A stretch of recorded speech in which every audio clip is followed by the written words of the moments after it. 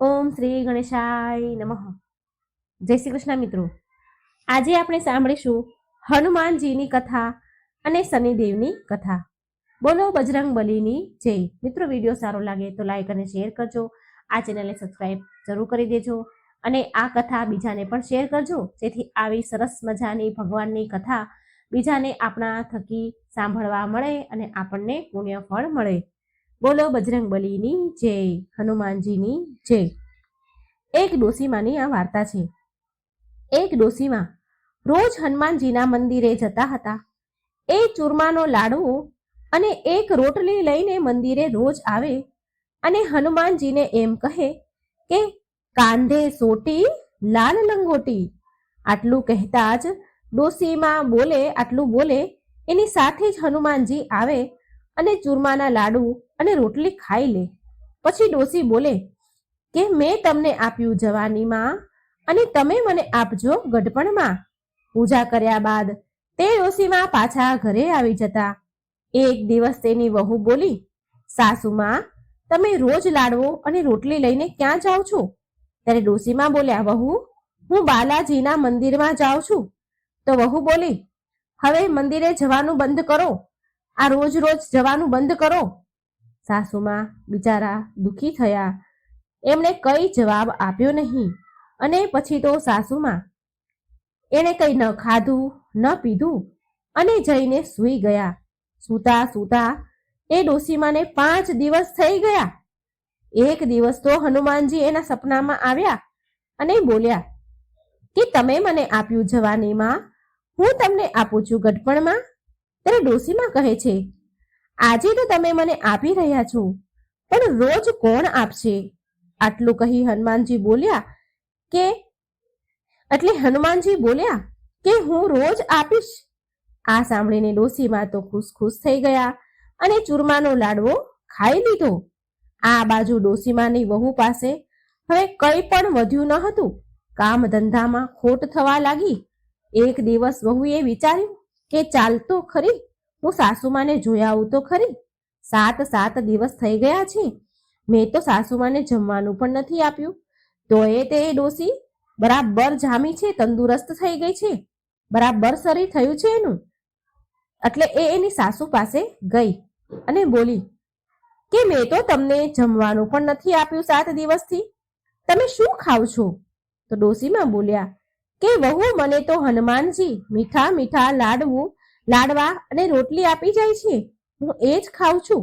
આ સાંભળીને વહુ તો હેરાન રહી ગઈ અને સાસુમાના પગમાં પડી ગઈ અને બોલી, માફી માંગી અને કહે છે, માજી, અમે તો તમારા ભાગ્યનું જ ખાઈએ છીએ.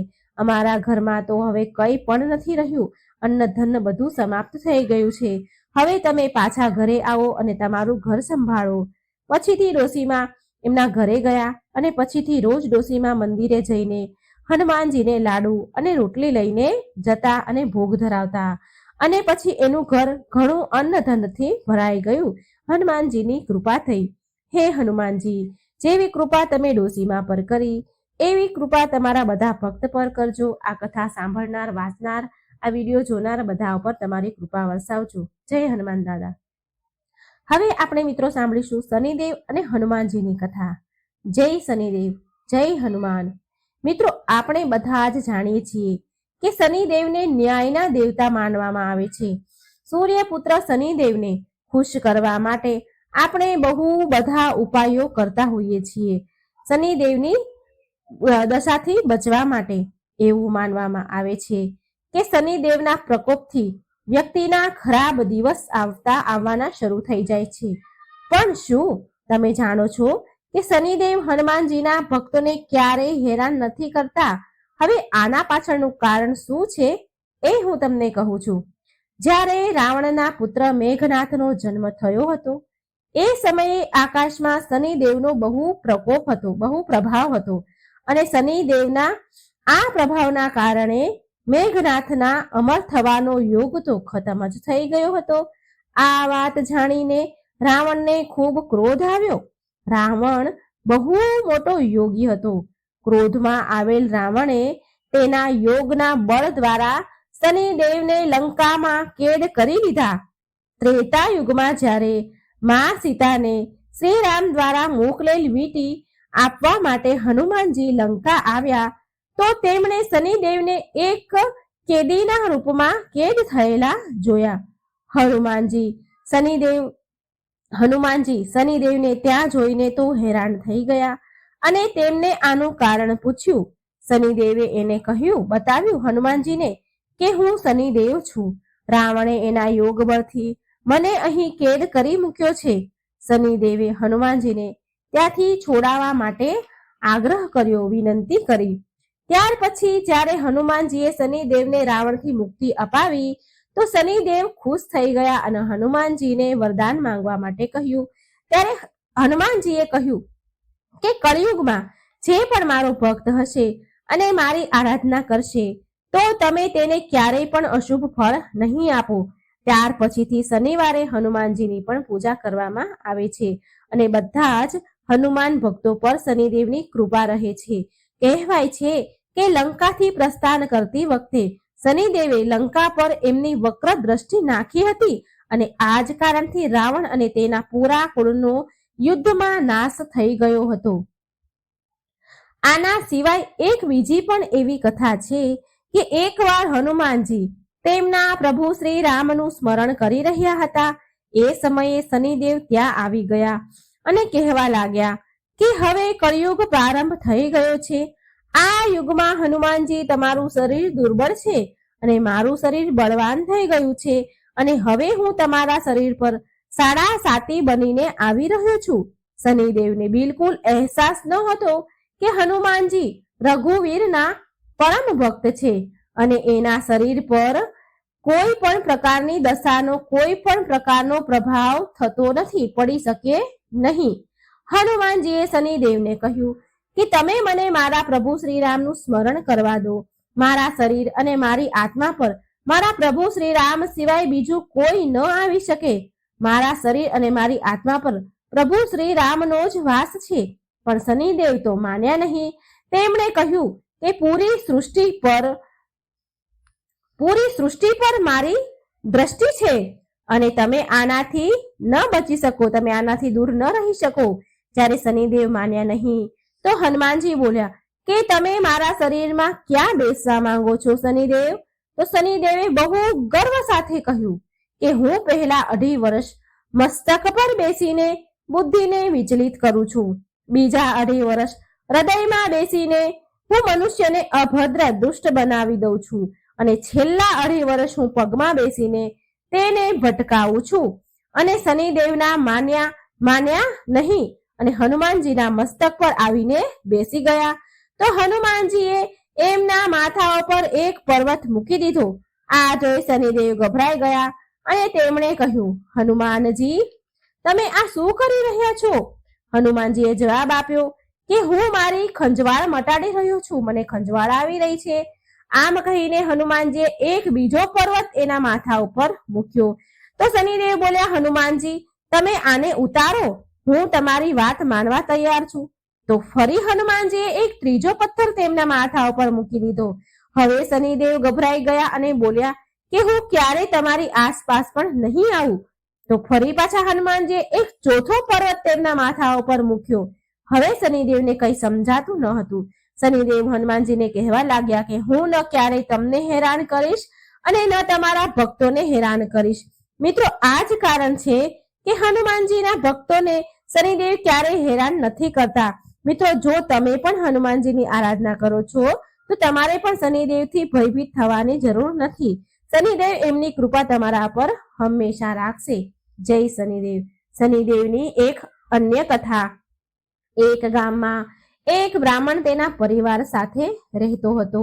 એકવાર જ્યારે તે સૂઈને ઉઠ્યો તો એ બહુ ચિંતામાં હતો.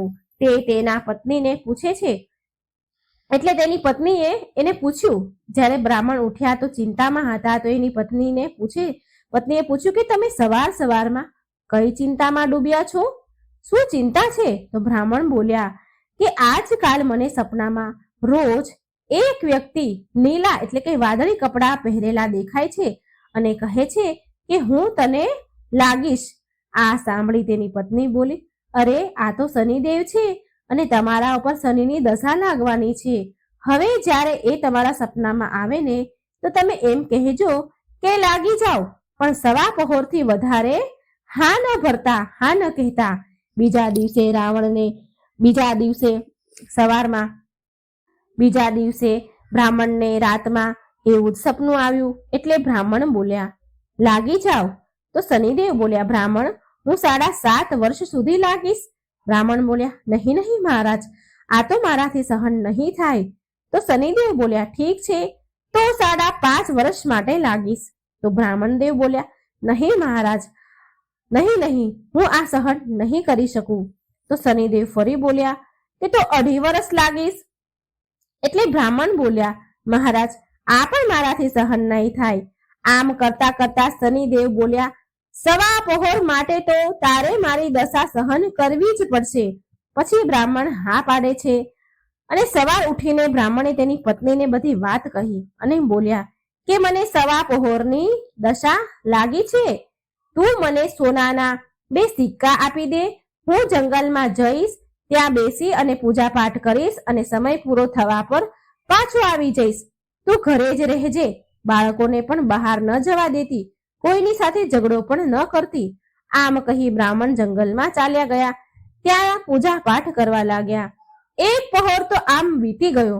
બ્રાહ્મણે વિચાર્યું કે 1 પહોર તો વીતી ગયો, હવે થોડી જ વારમાં આ બીજો જે સમય બાકી છે એ રસ્તામાં જ કપાઈ જશે. આમ વિચારીને એ બ્રાહ્મણ ઘર તરફ આગળ વધ્યા. પરંતુ શનિની દશાથી કોણ બચી શક્યું છે? શનિદેવે રસ્તામાં તરબૂચનું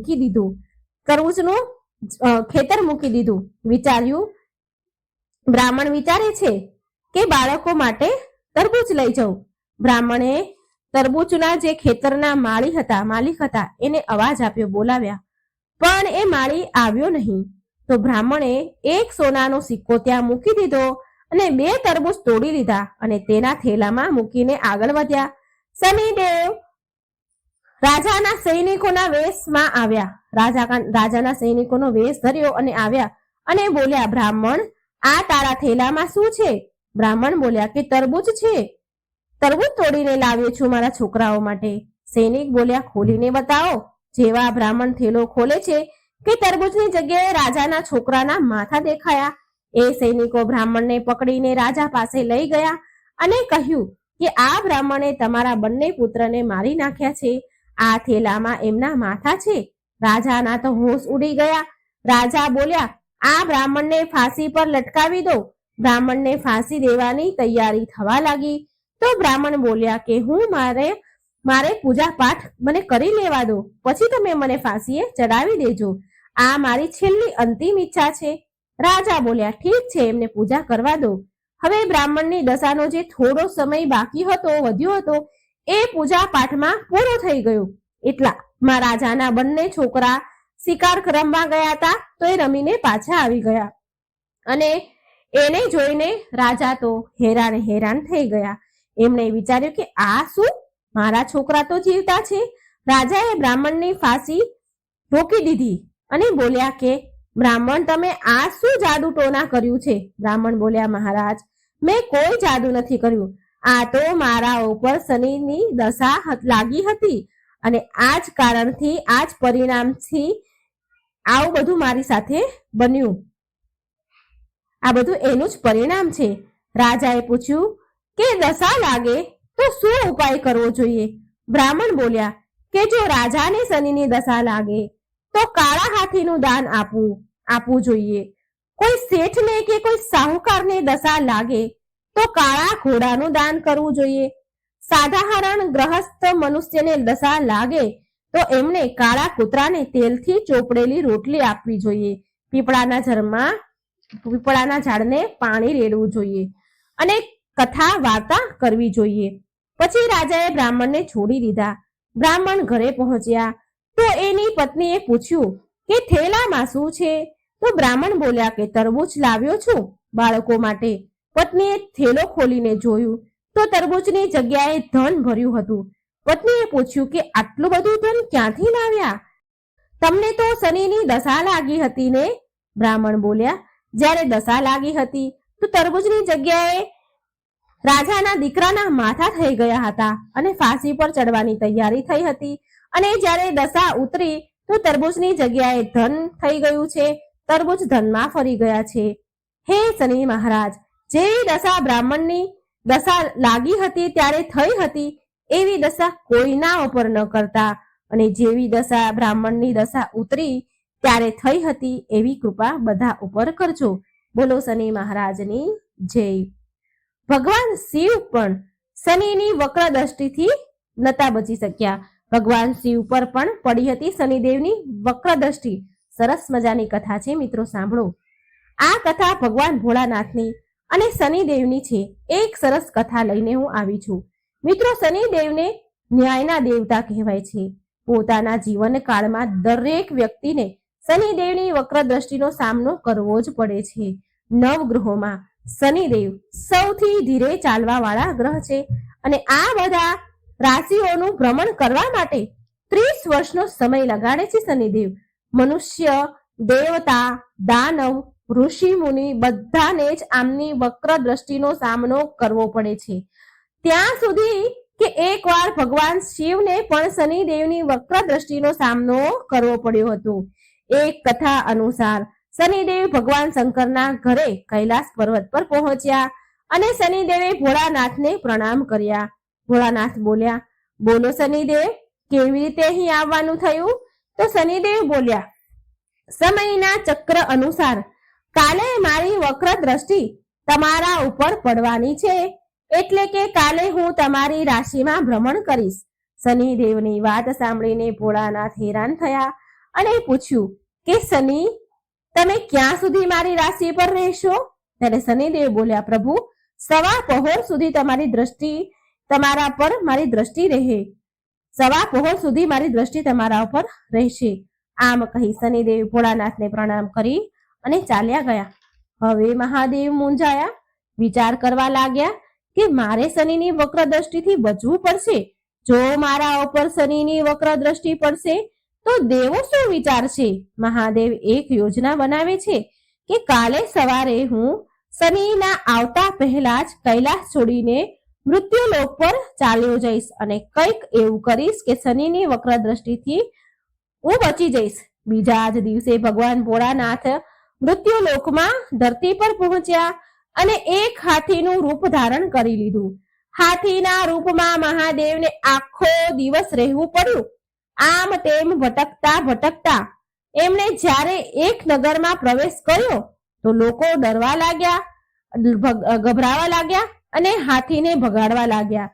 હાથીના રૂપમાં જ એમને જળ અને અન્ન વધુ ભોજન ગ્રહણ કરવું પડ્યું. દિવસ ઢળ્યો. મહાદેવ વિચારે છે કે ચાલો, આજે તો દિવસ પૂરો થઈ ગયો, વીતી ગયો. હું શનિની વક્ર દ્રષ્ટિથી બચી ગયો છું. હવે તો કૈલાસ પર પાછો ચાલ્યો છું.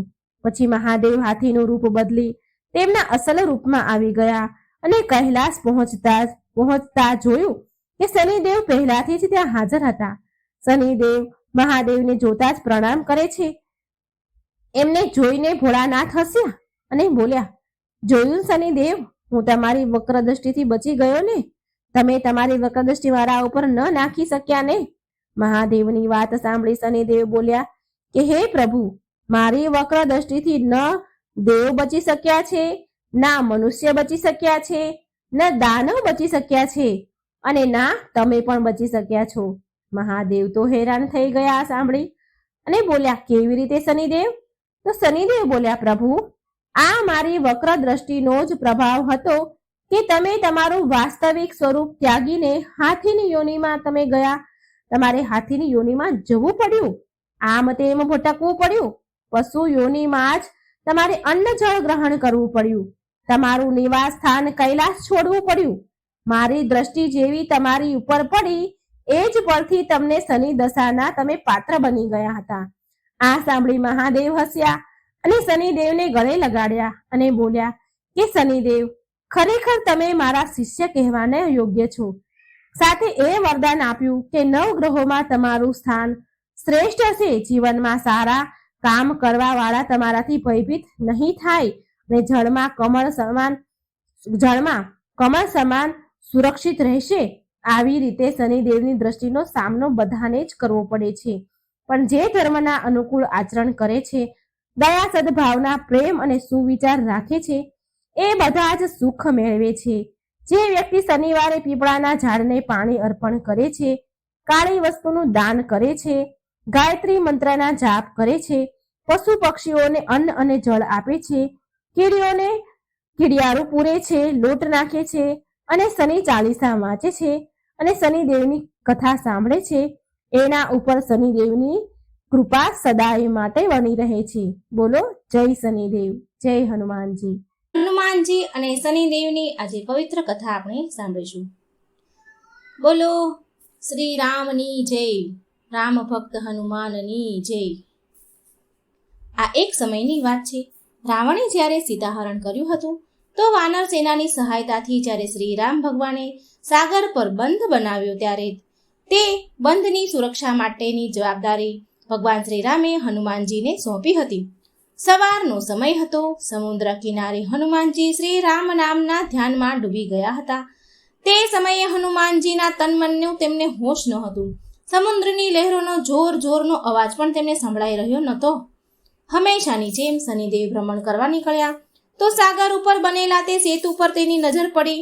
જ્યારે હનુમાનજી ધ્યાનમાં મગ્ન હતા તો શનિદેવ ફરતા ફરતા તે સેતુની નજીક આવી ગયા અને સૂર્યપુત્ર શનિદેવ પણ હનુમાનજીથી થોડે જ દૂર વિચરણ કરી રહ્યા હતા. શનિદેવ વારંવાર એવો વિચાર કરી રહ્યા હતા કે કોને તેનો શિકાર બનાવું, પણ તેમને દૂર સુધી કોઈ દેખાઈ રહ્યું ન હતું. હવે શનિદેવની તેજ નજર ભીની જે જગ્યા સમુદ્રનો તટ હતો જ્યાં પડી ત્યાં ભીની જગ્યા હતી, સુકાઈ જતી હતી. જ્યાં તેમની નજર પડે ત્યાં ભીની જગ્યા સુકાઈ જતી હતી અને તેનાથી શનિદેવનો અહમ વધારે ને વધારે વધતો ગયો. શનિદેવની નજર આંખો બંધ કરેલા હનુમાનજી પર પડી તો શનિદેવે મનમાં બોલ્યા કે મળી ગયો શિકાર. હા, તે વાનર તો છે પણ જીવિત તો છે જ. શનિદેવ હસતા શનિદેવ હનુમાનજી તરફ ચાલવા લાગ્યા અને શનિદેવ દૂરથી જ બોલ્યા કે અરે, આ તો વાનર છે, જલ્દીથી તારી આંખો ખોલ. અરે વાનર, તારી આંખો ખોલ. જો હું તારી સુખ શાંતિને નષ્ટ કરવા આવ્યો છું. હું સૂર્યપુત્ર શનિ છું. આ સૃષ્ટિમાં એવું કોઈ નથી જે મારો સામનો કરી શકે. શનિદેવ એવું વિચારતા હતા કે હનુમાનજી તેનું નામ સાંભળતા જ પગથી માથા સુધી કાંપવા ધ્રુજવા લાગશે, તેના ચરણોમાં પડી જશે, તેની સામે કરગરીને તેના પ્રાણોની ભીખ માંગશે. શનિદેવ આવું વિચારતા હતા, પરંતુ એવું કંઈ પણ થયું નહીં. હનુમાનજી શાંત ભાવથી તેમની રામ નામની ભક્તિમાં લીન રહ્યા. અંતે છેલ્લે શનિદેવે તેમને ચુનૌતી આપી કે પોતાની કહેલી વાત પર હનુમાનજી પર કોઈ અસર થયો નહીં. આ જોઈ શનિદેવ ક્રોધે ભરાયા અને હનુમાનજીનું ધ્યાન ભંગ કરવાની કોશિશ કરવા લાગ્યા. હજી પણ હનુમાનજી પર તેનો કોઈ પ્રભાવ ન પડ્યો. આ જોઈને શનિદેવનો ક્રોધ સાતમા આસમાન પર પહોંચ્યો. હનુમાનજીએ ધીરે આંખો ખોલી ક્રોધથી કાળા પડતા શનિદેવને જોયા.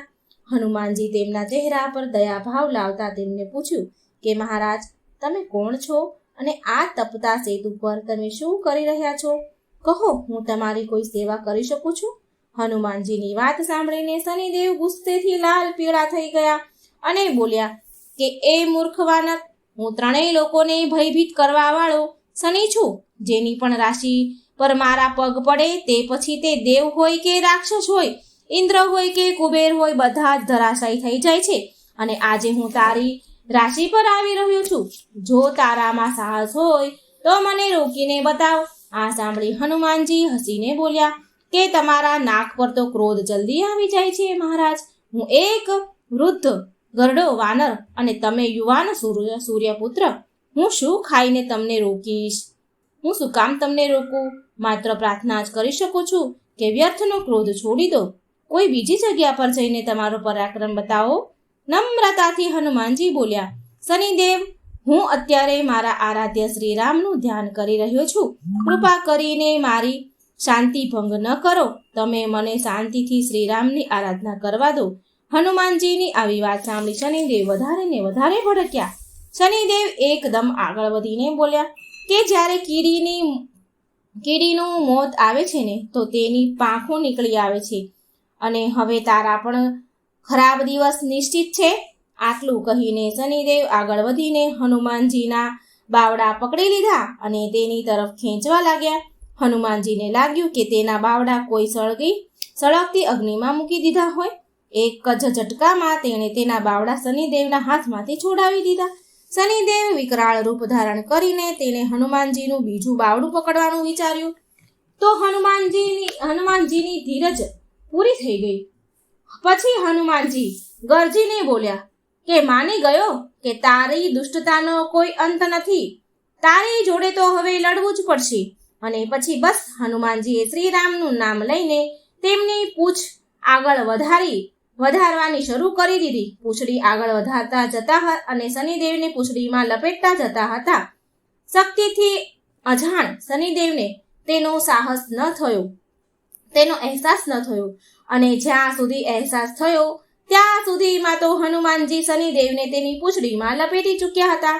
શનિદેવ પૂરી શક્તિ લગાડીને હનુમાનજીની પૂંછડીને તોડવાની કોશિશ કરી રહ્યા હતા અને હનુમાનજી શનિદેવની લાચારી જોઈ જોર જોરથી હસી રહ્યા હતા.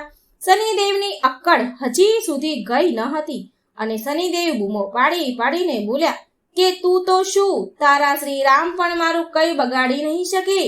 તું જોતો જા હું તારી શું દશા કરું છું. શ્રીરામ વિશે આવા શબ્દ બોલતા શનિદેવ પર હનુમાનજી વધારે કઠોર બની ગયા. હનુમાનજીએ ઉછળીને સમુદ્રના તટ પર દોડવાનું શરૂ કરી દીધું. હનુમાનજીની લાંબી પૂંછડી કેટલી પથ્થરોની શિલાઓને ટકરાવીને જઈ રહી હતી. ઘણીવાર કાંટાવાળી ઝાડીઓમાં ભટકાઈ જતા હતા. પૂંછડીમાં લપેટાયેલા શનિદેવનો હાલ બેહાલ થઈ ગયો. તેમના કપડાં ફાટી ગયા અને આખા શરીર પર વાગીને બધે ઢીમચા અને લોહી નીકળી ગયું. હવે શનિદેવ પથ્થરો સાથે ભટકાઈને અધ મરેલા જેવા થઈ ગયા. હનુમાનજી સમુદ્રના ચક્કર પર ચક્કર લગાવી રહ્યા છે.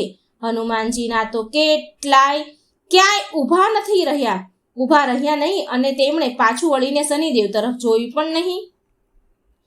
થોડે વાર પછી હનુમાનજીએ પાછું વળીને જોયું તો શનિદેવ લોહી લુહાણ થઈ ગયા હતા. લોહી લુહાણ થયેલા ઢીલા અવાજમાં સૂર્યદેવને પોકાર્યા. મનમાં ને મનમાં કેટલાય દેવી દેવતાઓને સ્મરણ કરવા લાગ્યા શનિદેવ, પણ ક્યાંયથી તેને સહાયતા મળી નહીં. અને મળે પણ કેવી રીતે? શનિદેવે ક્યારેય કોઈનું ભલું કર્યું હોય તો ને કોઈ તેની તરફથી બોલે ને કે મદદ કરે ને. ત્યારે શનિદેવને તેની ભૂલનો પછતાવો થયો કે તેમણે હનુમાનજીને ચુનૌતી આપીને બહુ મોટી ભૂલ કરી દીધી છે. અંતે નરમ અવાજમાં શનિદેવ હનુમાનજીને પોકારતા બોલ્યા કે દયા કરો વાનરરાજ, મને મારા કર્યાનું ફળ મળી ગયું છે. મારા પ્રાણ ન લો.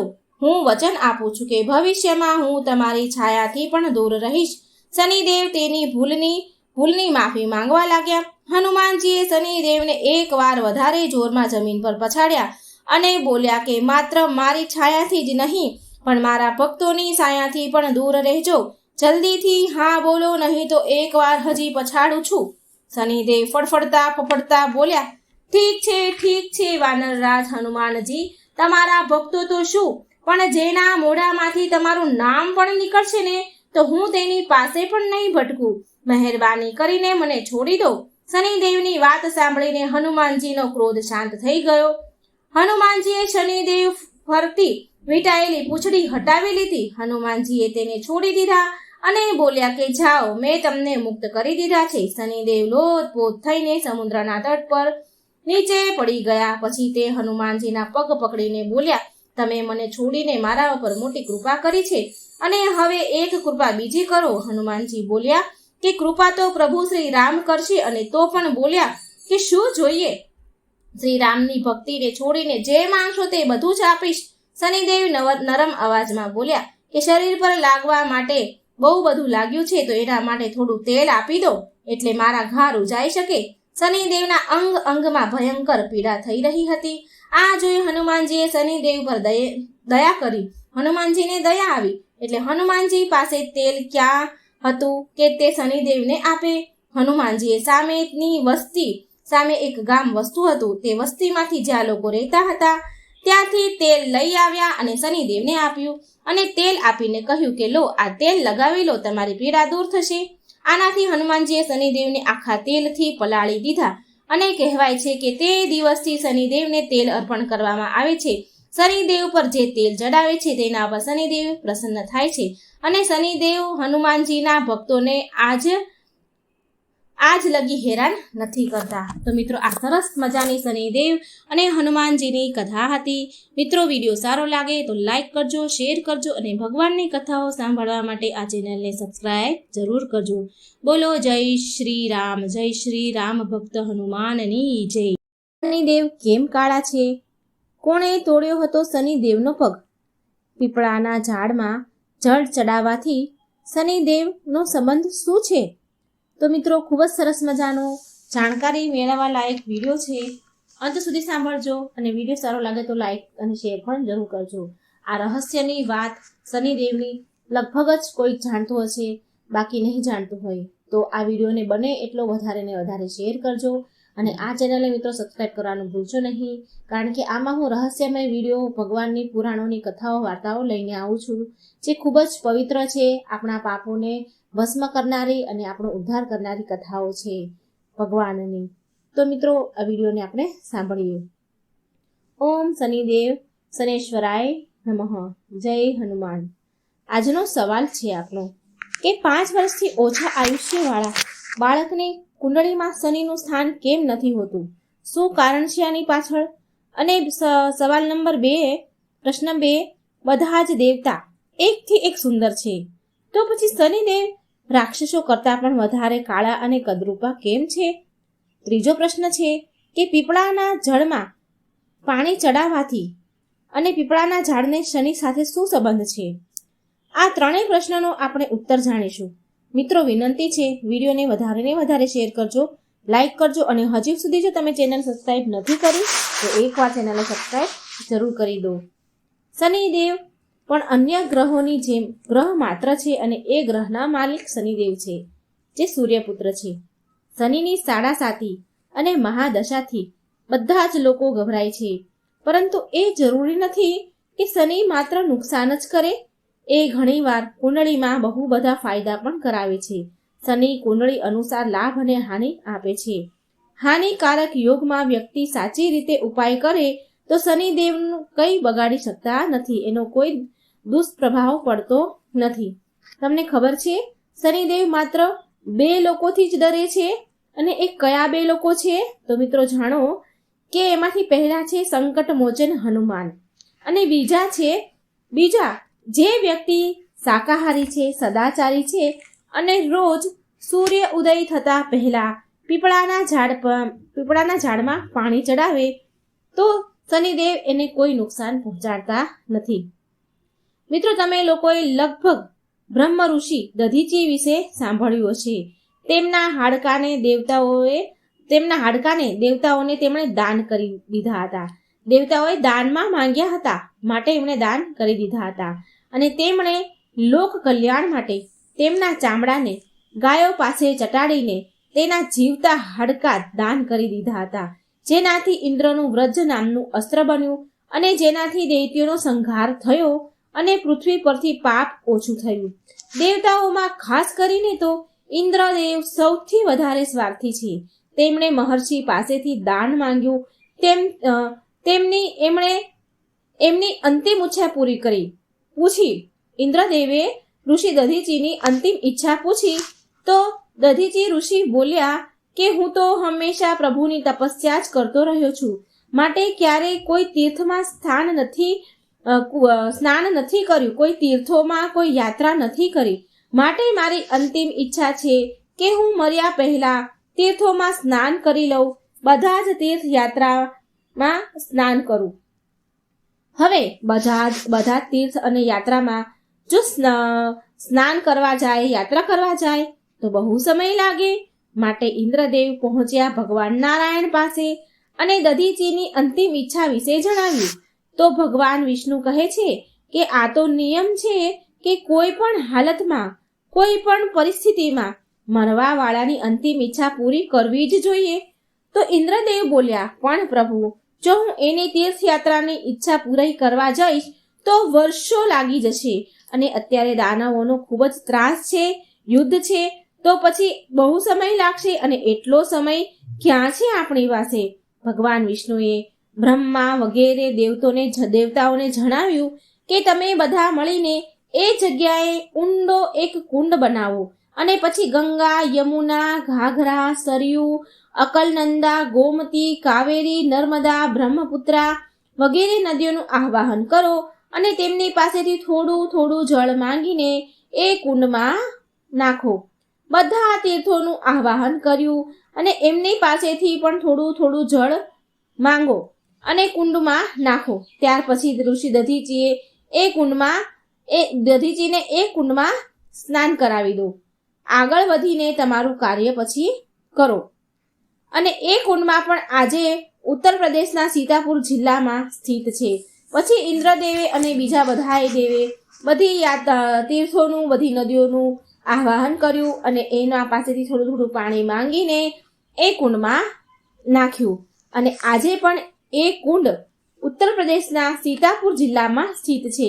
કુંડનું નામ દધીચી કુંડ, મિશ્રિત કુંડ બની ગયું. એટલે કે હવે વિશ્વના બધા તીર્થોનું મિશ્રિત જળ વાળું તીર્થ હજી સુધી આ સ્થાન પર દરેક વર્ષે લોકો ત્યાં પરિક્રમા ત્યાં કરવા માટે આવે છે. હાલની ઘડી એ સ્થાન ત્યાં છે. પછી બ્રહ્મ ઋષિ દધીચીએ પ્રાણાયામ દ્વારા તેમની આત્માને બ્રહ્માંડમાં ચડાવી દીધી, અને દેવતાઓએ તેમના શરીરથી માંસ હટાવીને હાડકાં નીકાળીને હથિયાર બનાવી લીધા. ભગવાન વિષ્ણુની યુક્તિથી ઇન્દ્રનું કામ તો થઈ ગયું. દધીચીની મૃત્યુ બાદ તેમના માંસ, પિંડ વગેરેના અંતિમ સંસ્કાર થઈ રહ્યા હતા. તો તેમની મહાન પત્ની પતિવ્રતા નારી, જેની ગોદમાં, એના ખોળામાં નાનો એવો 3 વર્ષનો બાળક હતો, તેને પીપળાના ઝાડના મૂળમાં બેસાડીને તેમના પતિ સંગ દધીચી ઋષિ સંગ સતી થઈ ગયા. સ્વાર્થી દેવતાઓએ એ નાનો એવો જીવ, એ બાળકને સામે ન જોયું, ન વિચાર્યું કે આ અનાથ બાળકનું થશે શું. મહર્ષિ દધીચીની પત્ની એના પતિનો વિયોગ સહન ન કરી શક્યા, માટે તેના 3 વર્ષના બાળકને પીપળાના વૃક્ષના થડમાં મૂકીને અગ્નિમાં કૂદી ગયા, સતી થઈ ગયા લોક કલ્યાણ માટે. પરંતુ પીપળાના થડમાં બેઠેલો એ નાનો એવો 3 વર્ષનો બાળક ભૂખ તરસથી તડપીને બૂમો પાડતો હતો, રડતો હતો, ચીસો પાડવા લાગ્યો.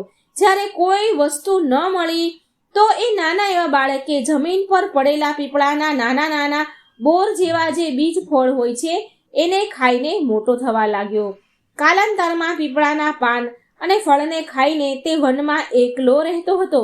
પીપળાના મૂળમાં, થડમાં એ નાનો એવો ખાડો બની ગયો હતો, તે જ તેનું ઘર બની ગયું. અને એક ગૌ માતા હતા જે એના વાછરડાને દૂધ પીવડાવતા, થોડું દૂધ બચાવતા, અને એ બાળકને ત્યાં પીપળાના ઝાડ પાસે આવીને તેનું દૂધ પીવડાવતા હતા. અને આવી રીતે એનું જીવન સુરક્ષિત રહ્યું. એ મોટો થાય છે. એક દિવસ દેવ ઋષિ નારદજી ત્યાંથી નીકળી રહ્યા હતા. નારદજીએ પીપળાના ઝાડ પાસે ખાડામાં આવા નાના એવા બાળકને જોયો, ને તેમને ઘણું આશ્ચર્ય થયું કે અરે, આ જંગલમાં, આ વનમાં એક નાનું એવું 5-6 વર્ષનું બાળક છે, અને એક પીપળાના ખાડામાં બેઠેલું છે. નારદજીનું મન તો વ્યાકુળ થયું, માન્યું નહીં, અને ત્યાં પહોંચ્યા જ્યાં બાળક હતું. બાળકને પૂછે છે કે બાળક તું કોણ છે? પણ બાળક તો હજી બોલતા બહુ શીખ્યો ન હતો, જેવું તેવું બોલતો હતો. કાલી ઘેલી ભાષામાં થોડું ઘણું બોલ્યો તો બોલે છે કે હું કોણ છું એ મને નથી ખબર. નારદજી કહે છે તારા જનેતા કોણ છે? તારા માતા પિતા કોણ છે? બાળક બોલ્યો તેની ભાષામાં, કાલી ઘેલી ભાષામાં થોડું ઘણું બોલ્યો કે મારે પણ જાણવું છે કે કોણ છે મારા માતા પિતા. એવું તો અહીં કોઈ છે જ નહીં, હું કોનો બાળક છું? પછી નારદજીએ તેના તપોબળથી ધ્યાન કરીને જોયું તો તેમને બધું સામે દેખાઈ ગયું. પછી નારદ મુનિએ આશ્ચર્યચકિત થઈ ગયા અને કહ્યું એ બાળકને કે તું તો મહાન દાની, મહાપ્રસિદ્ધ તપસ્વી દધીચી ઋષિના પુત્ર છો. તારા પિતાના હાડકાના વજ્ર બનાવીને દેવતાઓએ અસુરો ઉપર વિજય મેળવ્યો હતો. એ પણ કહ્યું કે તારા પિતા દધીચીની અકાળ મૃત્યુ થઈ ગયું છે, બાળક બોલે છે કે હે ઋષિવર, હે દેવર્ષિ, મારા પિતાની અકાળ મૃત્યુનું કારણ શું હતું? નારદજી બોલ્યા કે તમારા પિતા પર શનિ દેવની મહાદશા હતી. બાળક પૂછે છે કે તો પછી મારા ઉપર આવેલા વિપત્તિનું કારણ શું હતું? નારદજી ફરી કહે છે કે તારા ઉપર આવેલા વિપત્તિનું કારણ પણ શનિદેવની મહાદશા તારા ઉપર પણ હતી. આટલું કહીને દેવ ઋષિ નારદે પીપળાના પાન અને બીજને ખાઈને મોટો થનાર બાળકનું નામ પીપલાદ રાખ્યું અને તેને શિક્ષા આપી તેનો શિષ્ય બનાવ્યો.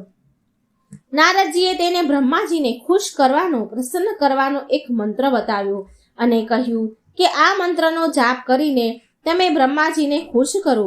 નારદજીના ગયા પછી બાળકે પીપલાદે નારદજીના બતાવ્યા અનુસાર બ્રહ્માજીની ઘોર તપસ્યા કરી અને તેને પ્રસન્ન કર્યા. બ્રહ્માજીએ જ્યારે બાળક પીપલાદથી પ્રસન્ન થયા તો તેને વરદાન માંગવાનું કહ્યું. તો પીપલાદે વરદાનમાં માંગ્યું કે મારી દ્રષ્ટિ માત્રથી હું જેના ઉપર જોઉં એ જોવા માત્રથી કોઈ પણ વસ્તુ, પ્રાણી, જીવ બળી જવો જોઈએ. આ વરદાન, આ શક્તિ મને આપો. હું જેના ઉપર દ્રષ્ટિ નાખું એ બળી જવો જોઈએ. બ્રહ્માજીએ વરદાન આપ્યું અને અંતર ધ્યાન થઈ ગયા. બ્રહ્માજી પાસેથી વરદાન મળી ગયું એટલે પહેલા તો પીપલાદે શનિદેવનું આવાહન કર્યું અને તેની સામે બોલાવ્યા.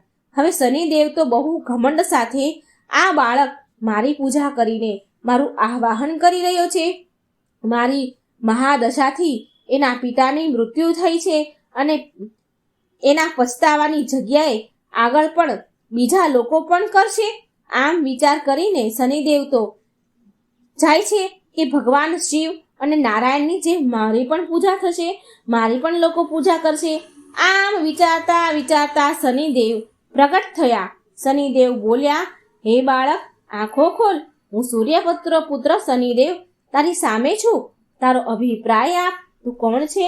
શનિદેવને સામે જોઈને પીપલાદને તેની માતા, તેના પિતા અને તેના પર આવેલા દુઃખ બધા યાદ આવી ગયા અને તેને અત્યંત ક્રોધ આવી ગયો અને આંખો ખોલીને ક્રોધમાં શનિદેવને ભસ્મ કરવાનું શરૂ કરી દીધું.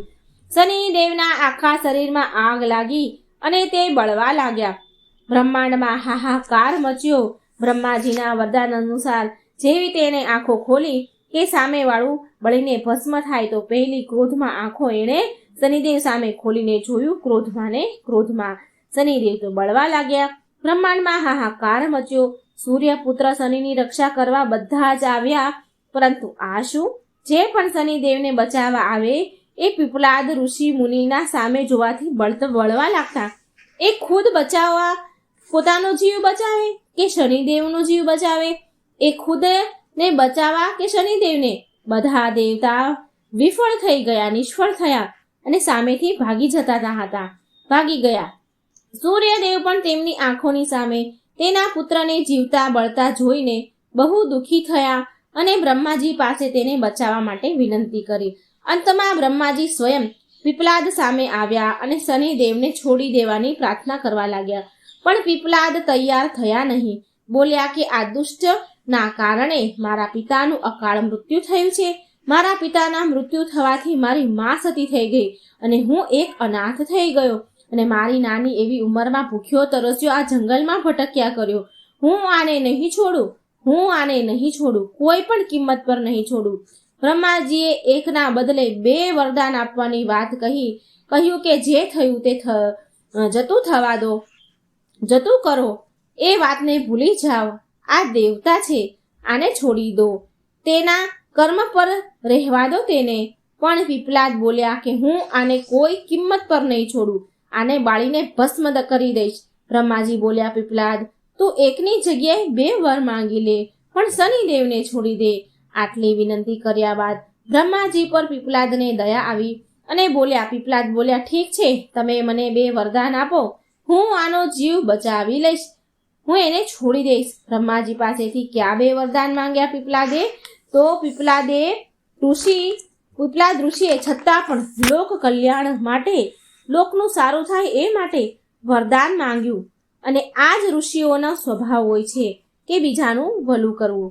પીપલાદ ઋષિ બોલ્યા કે મુજ અનાથને શરણમાં આ પીપળાના વૃક્ષે શરણ આપ્યું છે. મને આ પીપળાના વૃક્ષે મોટો કર્યો છે. એના વૃક્ષના પાન, એના ફળ ખાઈને હું મોટો થયું છું અને મને અહીંયા શરણ મળી હતી. માટે જે પણ વ્યક્તિ સૂર્યોદય પહેલા પીપળાના વૃક્ષને જળ અર્પણ કરશે એના ઉપર શનિની મહાદશાની કોઈ અસર ન થવી જોઈએ. બ્રહ્માજી બોલ્યા, તથાસ્તુ. બીજું વર માંગ્યું પીપલાદ મુનિએ કે જન્મથી લઈને 5 વર્ષ સુધીના બાળક, કોઈ પણ બાળકની કુંડળીમાં શનિનું સ્થાન ન હોવું જોઈએ, જેનાથી કોઈ પણ બાળક મારા જેવું અનાથ ન થાય. બ્રહ્માજીએ તથાસ્તુ કહ્યું અને વરદાન આપ્યું. છતાં પણ પીપલાદનો ક્રોધ શાંત ન થયો. હવે પીપલાદ મુનિએ તેના બ્રહ્મદંડ ઉઠાવ્યો. બ્રહ્મદંડ એટલે જે ઋષિ મુનિઓ જોડે લાકડી રાખે, લાકડીનો એક દંડો હોય છે. આ માત્ર ઋષિઓ પાસે જ હોય છે, ઋષિઓ જ રાખે છે. આના ઉપરના ભાગના બગલમાં ફસાવા માટે એક લાકડું હોય છે. જ્યારે તપસ્વી તપસ્યા કરે છે તો તેને ટકાવી રાખે છે. ક્યાંક ઊંઘમાં તેનું શરીર આડું ન પડી જાય, સૂઈ ન જાય, માટે એ ટેકો રાખે છે. પૂરી તપસ્યામાં એ તપસ્વીના શરીર સાથે લાગેલું હોય છે બ્રહ્મદંડ, માટે તેમાં બધા પ્રકારની શક્તિનો સંચાર હોય છે એ બ્રહ્મદંડમાં. આજે પણ ઘણા બધા સાધુ પાસે આવો પવિત્ર બ્રહ્મદંડ હોય છે. તેને દંડી કહેવાય છે, દંડી સ્વામી કહેવાય છે. પીપલાદ ઋષિએ બ્રહ્મદંડથી શનિદેવને મારીને તેમના પગના હાડકાં તોડી નાખ્યા. પછી તેમને મુક્ત કરી દીધા હતા. પરિણામ સ્વરૂપ શનિદેવના પગ ઘાયલ થયા, ક્ષતિ પહોંચી અને પછી તે એકદમ ઝડપથી તેજીથી ચાલવાને લાયક ન રહ્યા. ત્યાર પછી શનિદેવ વિશે કહેવાય છે કે જે ધીરે ધીરે ચાલે છે એ જ શનેશ્વર છે અને તે શનિમાંથી શનેશ્વર થઈ ગયા. શનિદેવને અગ્નિમાં બળવાના કારણે તેમની જે કાયા છે તે ચામડી બળીને અંગ ભંગ થઈ ગઈ અને તેમનો રંગ કાળો થઈ ગયો. તો મિત્રો, સંપ્રતિ શનિની કાળી મૂર્તિ અને પીપળાના વૃક્ષની પૂજાનું માત્ર ને માત્ર આ જ ધાર્મિક હેતુ છે. આગળ જઈને દધીજી પુત્ર પીપલાદે પ્રશ્ન ઉપનિષદની રચના કરી, જે આજે પણ જ્ઞાનનો વ્રત ભંડાર છે. ઘણા લોકોનું માનવું છે કે શનિની માતા છાયા છે માટે તે કાળા હતા, પણ આવું નથી. પીપલાદ મુનિની ઘટના પહેલા શનિદેવ બધા જ અન્ય દેવતા કરતા અન્ય દેવ જેવા શનિદેવ પણ સુંદર દેખાતા હતા. એ કાળા ન હતા. એમને જ્યારે પીપલાદે બાળ્યા ત્યારે એ કાળા થયા અને લંગડા પણ ત્યારે જ થયા, જ્યારે પીપલાદે મારીને બ્રહ્મદંડથી શનિદેવના હાડકાં તોડ્યા. ત્યાર પછી શનિદેવ માત્ર 2 વ્યક્તિથી જ ડરે છે. એક તો હનુમાનજી છે. હનુમાનજીથી કેમ ડરે છે આની કથા પણ મારી ચેનલમાં મિત્રો મૂકેલી છે, જે તમે જઈને મારી ચેનલમાં જઈને સાંભળી શકો છો. અને કોશિશ કરીશ કે હું ડિસ્ક્રિપ્શનમાં પણ આ લિંક મૂકું, અથવા તમે સાંભળી શકશો કે શનિદેવ હનુમાનજીથી કેમ ડરે છે.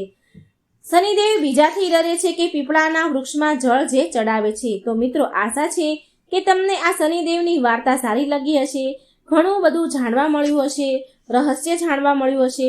તો જ્યારે શનિની સાડાસાતી હોય કે શનિની નડતો હોય કુંડળીમાં, તો આવી રીતે પીપળાના ઝાડમાં તમે પાણી ચડાવશો સૂર્યોદય પહેલાં, તો તમારા ગ્રહ પર જે શનિની દુર્દશા હોય એ કોઈ અસર નહીં કરે. તો મિત્રો, આ રહસ્યની વાર્તા તમને કેવી લાગી? આ વિડીયો કેવો લાગ્યો? આવા જ રહસ્યમય વિડીયો સાંભળવા માટે આ ચેનલમાં જજો, સાંભળજો અને ચેનલને સબસ્ક્રાઈબ જરૂર કરજો. ઓમ શનીશ્વરાય નમઃ. હે શનિદેવ, જે કોઈ આ વાર્તા સાંભળે તેના ઉપર તમે કૃપા કરજો, કષ્ટ કાપજો, એવી મારી પ્રાર્થના છે. હનુમાનજી અમર છે મિત્રો.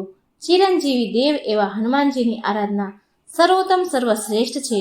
રામચરિત માનસમાં આ વાતનું વર્ણન કરેલું છે કે કળિયુગમાં માત્ર નામ આધારા ભગવાન શ્રી હરિનું, રામનું નામ સ્મરણ કરવા માત્રથી જ સર્વ કાય કષ્ટ અશુભતાનો નાશ થાય છે તથા ભગવાન શ્રી હનુમાનજીની કૃપા પ્રાપ્ત થાય છે. માટે શ્રીરામ નામ પણ સર્વશ્રેષ્ઠ છે. કળિયુગમાં હનુમાનજીનો પ્રભાવ અતિશય છે. અતિશય પ્રભાવશાળી દેવતા છે હનુમાનજી, અને હનુમાનજીનું સ્મરણ કરવા માત્રથી જ સર્વ કામ બની જાય છે, સર્વ દુઃખ નષ્ટ પામે છે, સર્વ વિઘ્ન ટળે છે, આધિ વ્યાધિ ઉપાધિમાંથી મુક્તિ પ્રાપ્ત થાય છે. કોઈ બાધા હોય, લૌકિક અલૌકિક કે કોઈ પણ હોય તે પણ નાશ પામે છે. પ્રભુ શ્રી રામ પ્રત્યે હનુમાનજીની અગાધ શ્રદ્ધા છે, માટે હનુમાનજીને અષ્ટસિદ્ધિ નવનિધિની પ્રાપ્તિ થઈ છે. આ અષ્ટસિદ્ધિ અને નવનિધિના કલ્યાણદાતા હનુમાનજી છે, જે અત્યારે કળિયુગમાં જે કોઈ હનુમાનજીની આરાધના કરે છે તેના માટે ખૂબ કલ્યાણકારક છે. કળિયુગમાં રામ ભક્ત હનુમાનજીના દ્વાદશ મંત્ર 12 નામનો મહિમા ખૂબ જ અદ્ભુત છે. જે આ નામોનું સ્મરણ કરે છે એનું સર્વ કામ, સર્વ મનોકામના, સર્વ કષ્ટ તકલીફો દૂર થાય છે. જે આ નામોનું સ્મરણ કરવા માત્રથી જ દરેક તકલીફ, બાધા, સમસ્યા, ઉપાધિઓનો નાશ થાય છે અને હનુમાનજીની કૃપા મળે છે. એ નામ આપણે જાણી લઈએ કે હનુમાનજીના એ 12 નામ કયા છે. તો મિત્રો ધ્યાનથી સાંભળજો.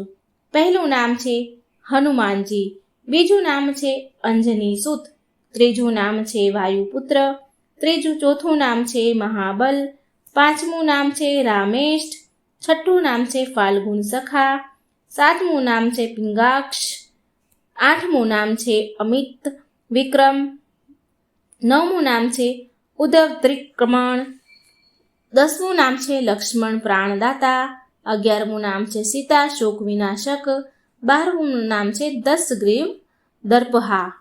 આ 12 નામનો ઉત્તમ શ્રેષ્ઠ મહિમા છે. આ 12 નામ ઉત્તમ શ્રેષ્ઠ કહેવાયા છે. જ્યોતિષશાસ્ત્ર અનુસાર જો આપણે જોઈએ તો આપણી કુંડળીમાં 12 ખાના હોય છે અને 12 ખાનામાં જુદી જુદી જગ્યાએ 9 ગ્રહો વિદ્યમાન હોય છે. ભગવાન હનુમાનજીના આ 12 નામનું સ્મરણ કરવાથી કુંડળીના બધા જ ગ્રહોને શુભ પરિણામ પ્રાપ્ત થાય છે, શુભ ફળ મળે છે અને જીવનમાં સુખ, શાંતિ, આરોગ્ય, સૌભાગ્યની પ્રાપ્તિ થાય છે. હનુમાનજીના આ 12 નામો આખું વર્ષ જપવાથી આખું વર્ષ સારું રહે છે, આખું વર્ષ ફળદાયી રહે છે. મહાબલી, આ 12 નામ, મહાબલીના આ 12 નામના ઉચ્ચારણ કરવાથી વર્ષોથી ચાલી આવતી તકલીફો, દુઃખો પણ દૂર થાય છે. મિત્રો તો જાણીએ કે આ સંકટ મોચન હનુમાનજીના આ નામો કેવી રીતે કઈ સમસ્યાને દૂર કરે છે. તો સૌ પ્રથમ આપણે હનુમાનજીના 12 નામનો મહિમા જાણીએ કે દીર્ઘાયુ મેળવવા માટે હોય છે. હનુમાનજીના આ 12 નામ ક્યારે કેવી રીતે જપવા જોઈએ? તો રોજ સવારે ઉઠીને, પ્રાતઃ કાળે ઉઠીને હનુમાનજીના આ 12 નામને 11 વાર જપવા જોઈએ. આમ કરવાથી દીર્ઘાયુ મળે છે, બધી જ સમસ્યાનો હલ થાય છે. બીજું કે ધનવાન બનવા માટે હનુમાનજીના આ 12 નામનું ઉચ્ચારણ કેવી રીતે કરાય તે જાણીએ. તો હનુમાનજીના આ 12 નામનો મહિમા અનંત છે, પરંતુ બપોરના સમયે આપણે ઘરે હોઈએ, બહાર ઓફિસમાં જ્યાં પણ હોઈએ, ગમે તે સ્થળે, ગમે તે જગ્યાએ હોઈએ, ગમે ત્યાં સ્થાને હોઈએ, તો આ 12 નામનો બપોરના સમયમાં બોલવામાં આવે તો ભક્તોના જીવનમાં ધન સંબંધિત કોઈ પણ કમી રહેતી નથી, કોઈ પણ સમસ્યા રહેતી નથી. ગરીબી, દરિદ્રતા હશે તો પણ દૂર થઈ જશે. આના સિવાય એટલે કે રોકાયેલું ધન પણ ફરી આપણને પાછું મળી જાય છે, કે અટકેલું રોકાયેલું ધન હોય એ પણ પાછું મળે છે. હનુમાનજીના આ 12 નામ લેવાથી પણ કર્જ કે દેવામાંથી પણ મુક્તિ મળે છે. ત્યાર પછી આ 12 નામ લેવાથી ઘરમાં કલેશ હોય, ગૃહ કલેશ, કકળાટ હોય, ઘરમાં પરિવારમાં અશાંતિ હોય, તો આ 12 નામ લેવાથી ઘરમાં શાંતિ મળે છે, ગ્રહ શાંત થાય છે અને આપણા ઘરમાંથી કકળાટ ચાલ્યો જાય છે.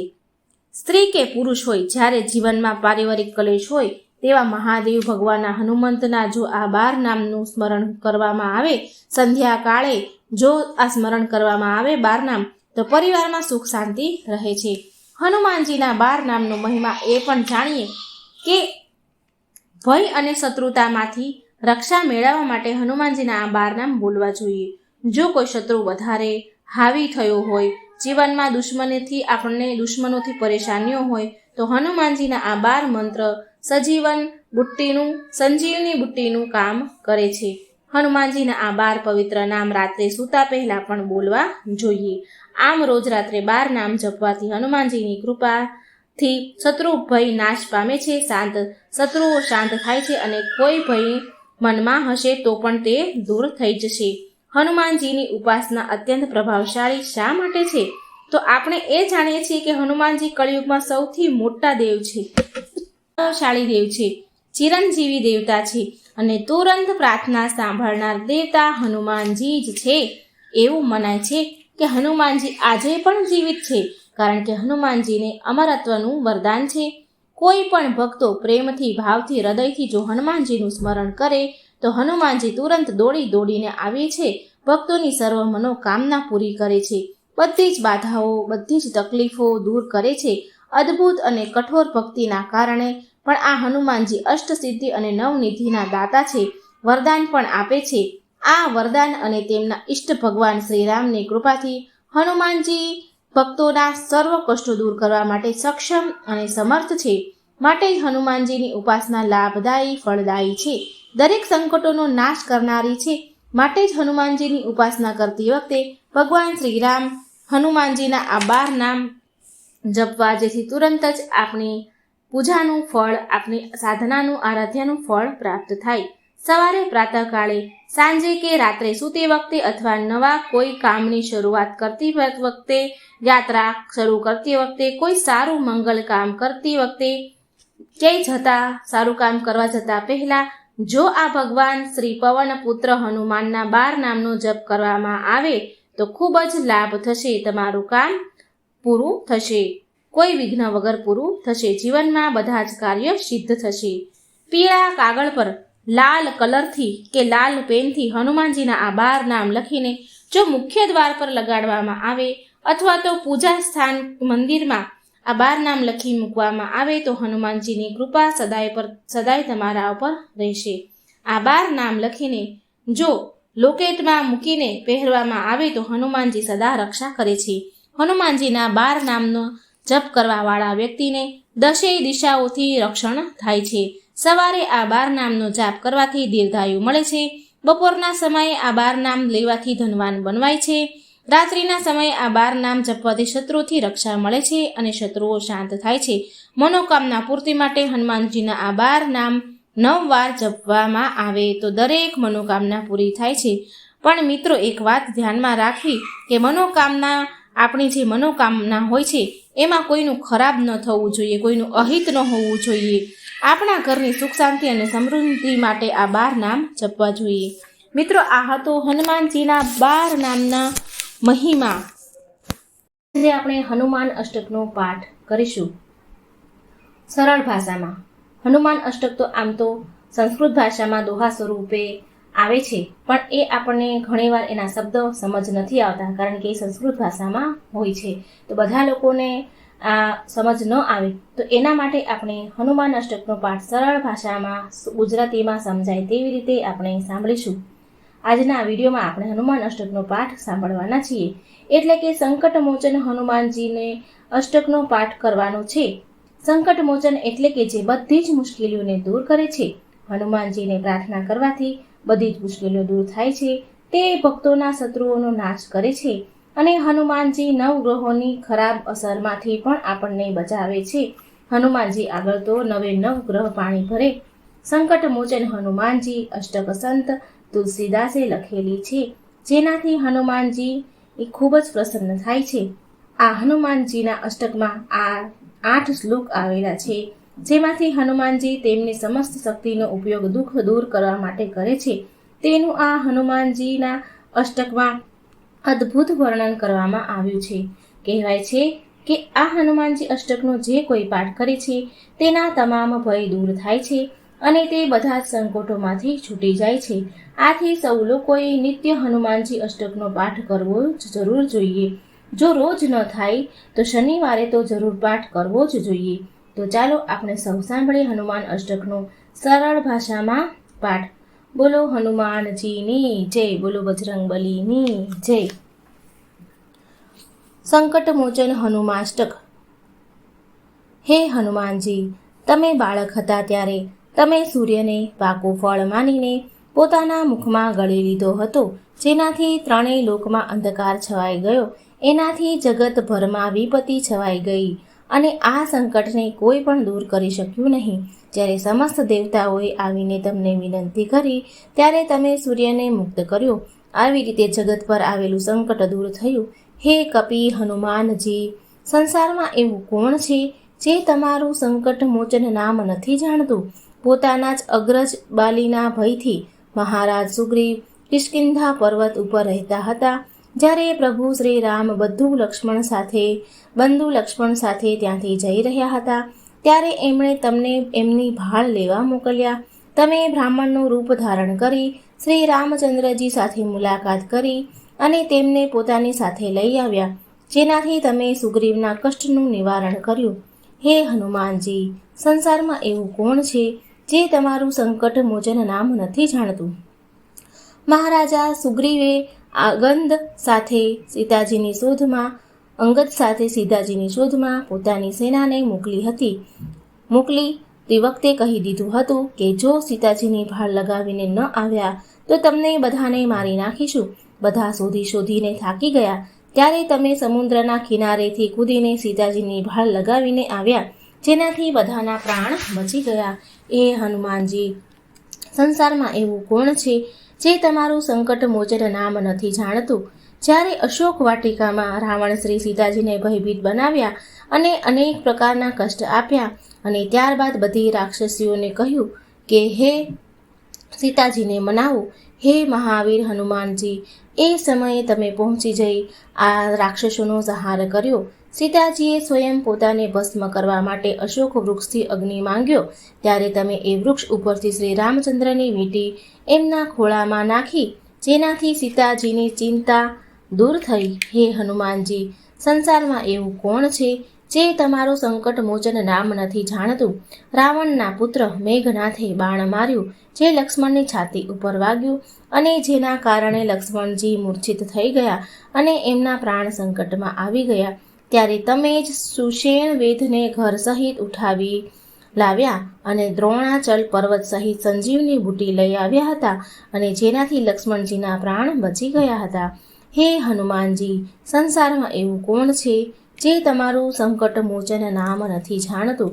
રાવણે ઘોર યુદ્ધ કરી શ્રી રામ અને લક્ષ્મણ સહિત બધા મોટા યોદ્ધાઓને નાગપાશમાં બાંધી દીધા. ત્યારે શ્રી રઘુનાથ સહિત આખા દળમાં એવો ભય છવાઈ ગયો કે આ તો ઘણું ભારે સંકટ આવી પડ્યું છે. ત્યારે એ સમયે હે હનુમાનજી, તમે ગરુડજીને લાવી નાગપાશમાં બંધનો કપાવી નાખ્યા હતા, જેનાથી સંકટ દૂર થયું. હે હનુમાનજી, સંસારમાં એવું કોણ છે જે તમારું સંકટ મોચન નામ નથી જાણતું? જ્યારે અહીં રાવણ શ્રી રઘુનાથજીને લક્ષ્મણ સહિત ઉઠાવી પાતાળમાં લઈ ગયો અને વિધિ વિધાન સહિત દેવીજીની પૂજા કરી બધાને સલાહથી એ નિશ્ચય કર્યો કે આ બંને ભાઈઓનો બલિ આપીશ. એ સમયે તમે ત્યાં પહોંચી જઈને શ્રી રામની સહાય કરી અને અહીં રાવણનો એની સેના સહિત સંહાર કરી નાખ્યો હતો. હે હનુમાનજી, સંસારમાં એવું કોણ છે જે તમારું સંકટ મોચન નામ નથી જાણતું? હે મહાવીર પ્રભુ, તમે દેવતાઓના મોટા મોટા કાર્યો સુધાર્યા છે. હવે તમે જુઓ અને વિચારો કે મુજ દિનહીનમાં એવું કયું સંકટ છે જેને તમે દૂર નથી કરી શકતા? હે મહાવીર હનુમાનજી, અમારું જે કાંઈ પણ સંકટ હોય તેને તમે શીઘ્ર દૂર કરી દો. હે હનુમાનજી, સંસારમાં એવું કોણ છે જે તમને નથી જાણતું, જે તમારું નામ નથી જાણતું? તો મિત્રો, આ હતો હનુમાન અષ્ટક. મિત્રો, તમે પણ સાંભળજો, બીજાને પણ સંભળાવજો અને પુણ્યના ભાગીદાર બનજો. વિડીયો સારો લાગે તો લાઈક શેર જરૂર કરજો. કોમેન્ટ બોક્સમાં ભગવાનનું નામ જરૂર લખજો. બોલો જય શ્રી હનુમાન.